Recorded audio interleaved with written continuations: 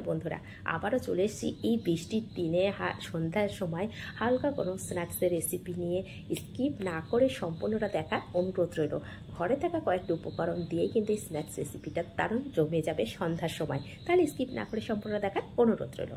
এখানে মেজারিং কাপের 1 কাপ চিড়ে নিয়েছি। চিড়েটাকে ভালো করে জল পাল্টে 2 থেকে 3 বার ধুয়ে এখন ছোটো চা চামচে 2 থেকে 3 চামচ জল দিয়ে 5 মিনিটের জন্য সাইড করে রেখে দিলাম। তো 5 মিনিট পরেই আমি ঢাকনাটা খুলে দেখাচ্ছি। দেখুন জলটা কিন্তু একদম শুষে নিয়েছে আর চিড়েটা একদম শুকনো হয়ে গেছে। এখন এই চিড়েটাকে খুব ভালো করে একটু মিশিয়ে নেব, হাত দিয়ে এইভাবে একটু ভালো করে মিশিয়ে নেব, নিয়ে কিছু মশলা মেশাবো। আর চিড়ের মধ্যে প্রচুর ময়লা থাকে, সেই জন্য অবশ্যই চেষ্টা করবেন চিড়েটাকে ভালো করে 2 থেকে 3 বার ভালো করে ধুয়ে নেওয়ার জন্য। এখন দিয়ে দেবো বড় সাইজের একটা পেঁয়াজ কুচি করে রেখেছিলাম, সেটাকে দিয়ে দিলাম। দিয়ে দেবো একটু বেশি পরিমাণে ধনেপাতা, এতে করে খেতে ভীষণ টেস্টি হয়। দিয়ে দিলাম কাঁচা লঙ্কা, আর লঙ্কার পরিমাণটা অবশ্যই নিজেদের পছন্দ অনুযায়ী কম বা বেশি করে নিতে পারেন। যদি বেশি স্পাইসি পছন্দ করেন লঙ্কাটা অবশ্যই পরিমাণ বাড়িয়ে দিতে পারেন। এখন দিয়ে দেবো 1 চা চামচ আদা আর রসুনের পেস্ট। দিয়ে দেবো হাফ চামচ লঙ্কা গুঁড়ো, হাফ চামচ গোলমরিচ গুঁড়ো, পরিমাণ মতন হলুদ, হাফ চামচ জিরে গুঁড়ো, আর হাফ চামচ লবণ, 1 চামচ চাট মশলা। আর এখন দিয়ে দেব 2 চামচ কর্নফ্লাওয়ার।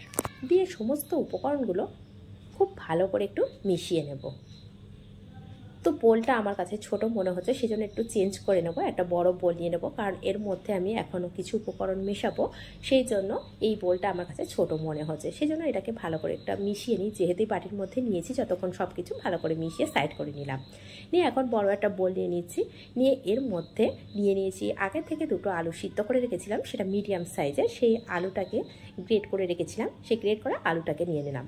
এখন এই যে মিশ্রণটা রেডি করে রেখেছিলাম না চিড়ে দিয়ে মশলা দিয়ে, সেটাকে নিয়ে নিলাম। নিয়ে আবারও আলুর সঙ্গে মিশ্রণটাকে খুব ভালো করে আবারও মিশিয়ে নেব।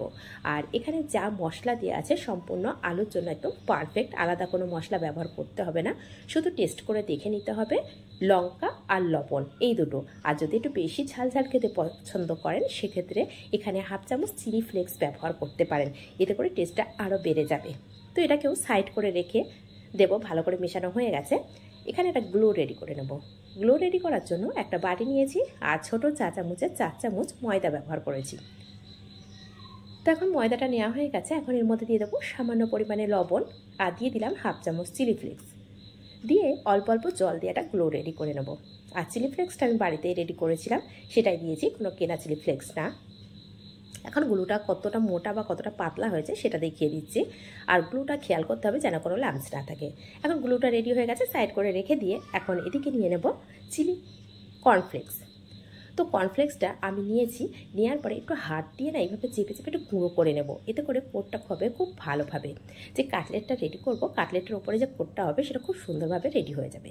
সেই জন্য হাত দিয়ে এইভাবে চেপে চেপে একটু গুঁড়ো করে নিচ্ছি। তো সমস্তটাকে গুঁড়ো করে নেব। আর রেসিপিগুলো কেমন হচ্ছে কমেন্ট করতে কিন্তু একদমই ভুলবেন না। তো এখন এটাকেও সাইড করে রেখে এখন সবগুলো গুছিয়ে নেব। এদিকে গ্লুটা রেডি করে নিয়েছি, কর্নফ্লেক্সটাকে গুঁড়ো করে নিয়েছি, এখন এখান থেকে একটা করে কাটলেট নিয়ে নেব। নিয়ে এই গ্লুর মধ্যে ভালো করে ডুবিয়ে দেব, দিয়ে একটা কাঁটা চামচের সাহায্যে তুলে নিয়ে ভালো করে এই কর্নফ্লেক্সটা ভালো করে ওপর দিয়ে ভালো করে কোট করে নেব।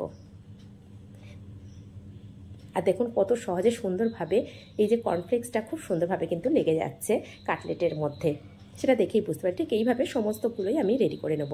আর এটা ফেসবুক থেকে যদি দেখে থাকেন পেজটিকে অবশ্যই ফলো করে রাখবেন, আর যদি ইউটিউব থেকে দেখে থাকেন চ্যানেলটিকে সাবস্ক্রাইব করে পাশে থাকা বেল আইকনটি প্রেস করে রাখবেন।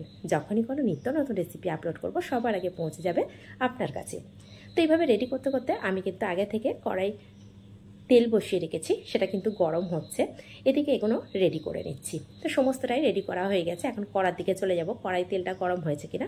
তো তেলটা একদম পারফেক্ট গরম হয়ে গেছে, এখন কাটলেটগুলো দিয়ে দেব। তো একবারে বেশি পরিমাণে কাটলেট দেবো না, এতে করে না ভেঙে যাওয়ার সম্ভাবনা থাকে, সেজন্য আমি মাত্র 4টে কাটলেট দিয়ে দিচ্ছি। দিয়ে হালকা করে একটা সাইড ভাজা হয়ে গেলে আমি উল্টে পাল্টে আর একটা সাইড খুব ভালো করে ভাজা করে নেব। আর এই পর্যায়ে ফ্লেমটা মিডিয়ামে রেখে দিতে হবে, লো রাখবো না বা হাইয়েও রাখবো না। মিডিয়াম ফ্লেমে রেখে আমি একটা সাইড যখন ভাজা করা হয়ে গেছে তখন উল্টে পাল্টে আর একটা সাইড ভালো করে ভাজা করে নিচ্ছি। তো এখন দুটো সাইডই ভাজা করা হয়ে গেছে। কালারটা দেখেই বুঝতে পারছেন কতটা সুন্দর হয়েছে, শুধু দেখতেই সুন্দর হয়নি, খেতেও ভীষণ টেস্টি হয়। আর এই বর্ষার দিনে বৃষ্টির মধ্যে এইরকম কোনো স্ন্যাক্স যদি সামনে চলে আসে তাহলে তো আর কোনো কথাই নেই। একবার হলো বাড়িতে কিন্তু এইভাবে বাড়িতে বানিয়ে দেখতে পারেন। আর যদি এইভাবে বানান কমেন্ট করতে কিন্তু একদমই ভুলবেন না। আর যদি রেসিপিগুলো একটু হলেও আপনাদের ভালো লেগে থাকে তাহলে প্লিজ নিজেদের মানুষের কাছে শেয়ার করবেন, যাতে করে সহজ রেসিপিগুলো সহজভাবে সবাই বানাতে পারে। তাহলে আজ এই পর্যন্ত, আবার আসবো অন্য কোনো রেসিপি নিয়ে। ধন্যবাদ।